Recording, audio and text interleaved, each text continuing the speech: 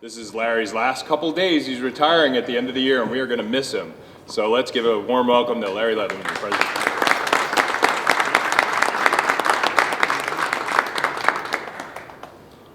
You notice they still make me work, even with only a couple days left. So, but this really isn't work. This is something that I've been looking forward to for quite a long time. We kicked off a capital campaign about 10 years ago. Actually, Tony and I kicked this off, and we wanted to do a lot of things to bring this great facility into the 21st century. And one of those things was to redo most of our permanent exhibits. So our plan, and we worked with a really great design firm called Jack Rouse Associates, and our plan was to do about 6 major themed exhibit areas. And we are now opening the 6th of those exhibits. So we're pretty excited about that.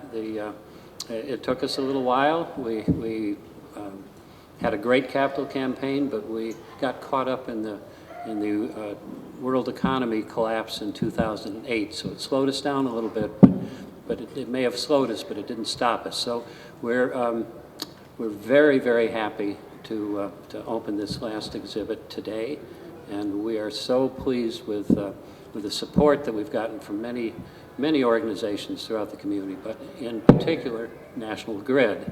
National Grid has been supporting this project for more than 10 years and has given us a really significant naming gift in order to make all of this happen. So this is really, it's sort of in some respects bittersweet. I'm leaving in just a few days, but it is something that I really wanted to get done before I left. And so today is an exciting day for, I think, the community and for me as well. So, and I'm leaving this organization in great hands with the 2 Tonys.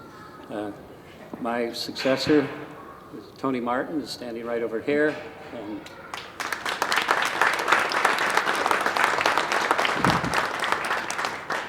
And our executive VP, Tony Ortega, who has been my right-hand person for the 11 years that I've been here, will be assisting her in making sure that we keep this organization in the forefront of science education here in Central New York. So this exhibit is it changed a little bit from the beginning when we had talked about an energy exhibit, 11 years ago. And at that time, it would have been an exhibit more about carbon-based energy supply and demand. And today, it's quite different. And you'll see that most of what we're highlighting deals with alternative forms of energy, with solar, with wind, with hydro. And it's going to be really important as we move forward from a carbon-based economy. So you'll see centerpiece exhibit, which we just opened really today, and then some signage along the periphery, which talks about a lot of the energy sources and energy usage throughout the. It's good that people are having fun downstairs as well.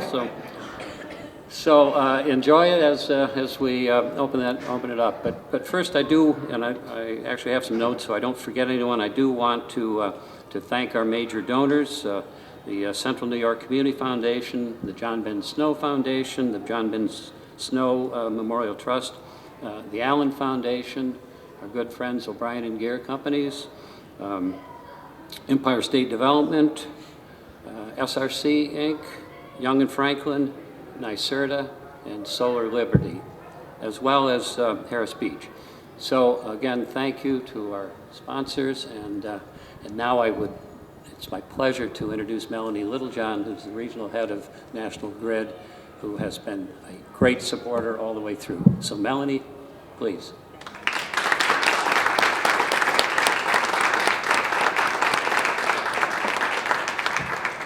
Good morning. What an absolutely wonderful day that we are marking the opening of this exhibit on the heels of probably the warmest winter that we've had. But what this partnership represents is so much larger than National Grid. It's about what we as a community can envision and think about, and how we look at energy as a way forward, and how we become very good stewards of how we manage energy.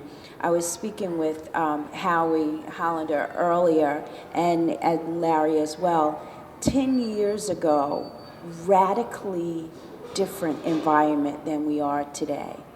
I will say 5 years going forward will be radically different than it is today.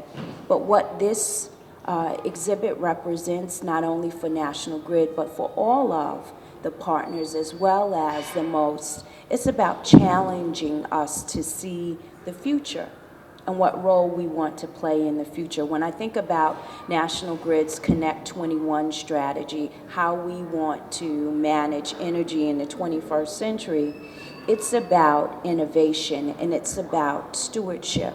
And I think that's what this exhibit represents.